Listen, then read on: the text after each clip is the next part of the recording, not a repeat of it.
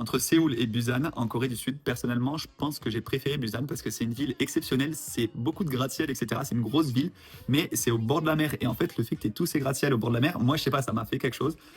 Nous, on avait en plus notre Airbnb face à une énorme baie avec des gratte-ciel d'un côté, de l'autre. Et en face, il y avait un gros pont qui passait. Je vous mettrai des vidéos, mais c'était vraiment incroyable l'endroit où on était.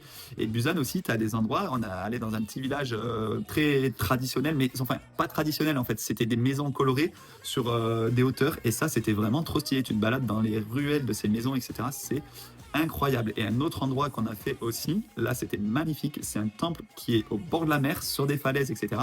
Vraiment, les vidéos elles parlent d'elles-mêmes, mais c'est l'un des meilleurs trucs que j'ai fait en Corée du Sud. Après, Séoul, on va pas se mentir, c'est une ville exceptionnelle aussi. Et surtout à Séoul, il y a beaucoup de quartiers, presque des quartiers à thème. Tu as vraiment le quartier d'affaires qui est Gangnam.